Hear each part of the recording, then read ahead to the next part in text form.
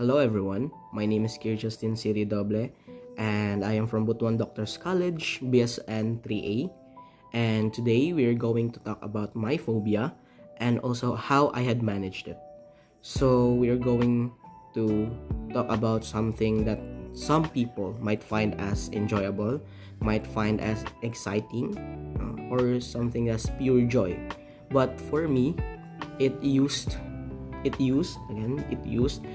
evoke a sense of unease. So this video is going to be is for educational purposes only. So I remembered that time it was a family reunion.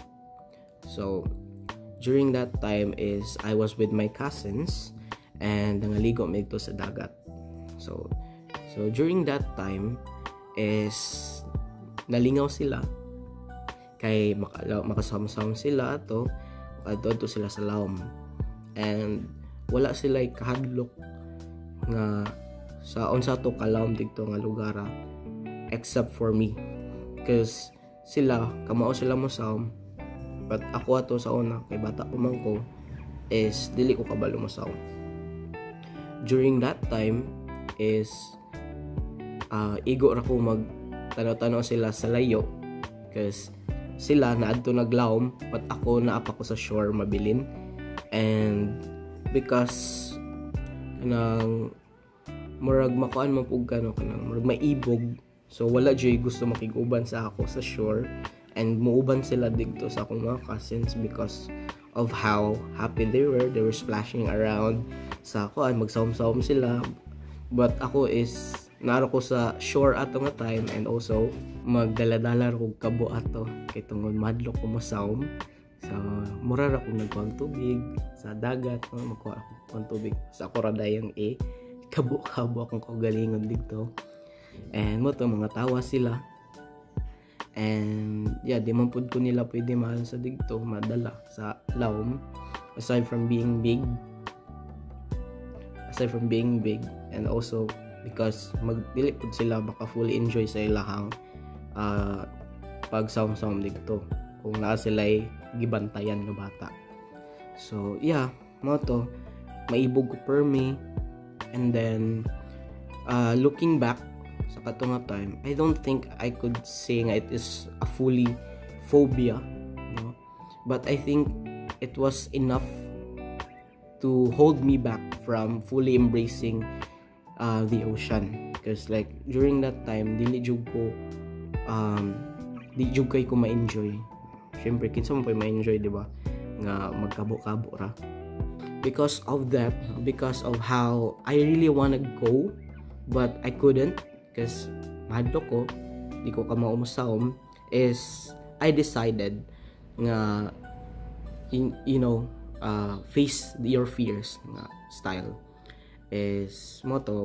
I decided to first delve into the powers, or delve into the YouTube na platform.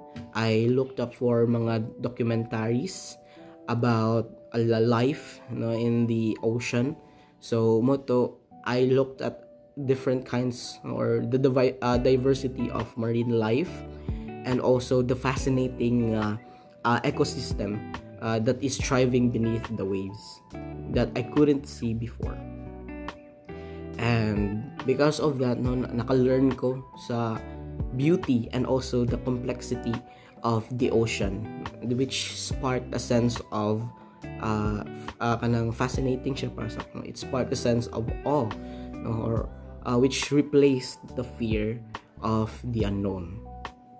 And then aside from looking through through YouTube, is I also did desensitization, which is I started small, instead of diving straight, dayon yung mura kag makalit yung ambak is I started from going to the shore, and then hinahinay na dayon ko og palawom if I felt comfortable enough nga makaya na ako siya. And then aside from that is nagpatabang pug or nagpatudlo pug ko sa akong mga cousins on how to swim, kay para maka-enjoy pug ko maka-enjoy po ko mo sound together sa akong mga cousins or even sa akong mga friends at that time. And then moto, I started small, and then when I felt nga comfortable na or familiar na ko sa sensation niya, is I started dayon nga to go further to my comfort zone. And then moto, deep breathing exercises. And then tungod ana is galesen na siya ang akong fear towards the ocean. And even at the present time is dili na ko mahadlok. I also know how to swim. And then the vastness of the ocean pod is dili na siya as intimidating as compared sa una. And also much more ma-express na ko akong curiosity towards the ocean. Like, ay, what if sa kaningal kalawmon is naay mga nindot ng mga isda ng mga species dire, certain species. And then moto, no? So my key takeaway here is that even mild nga anxieties is deserve ni siya attention. And then by taking small and deliberate nga mga steps is we can overcome those fears, and we're able to open ourselves up to a new experience.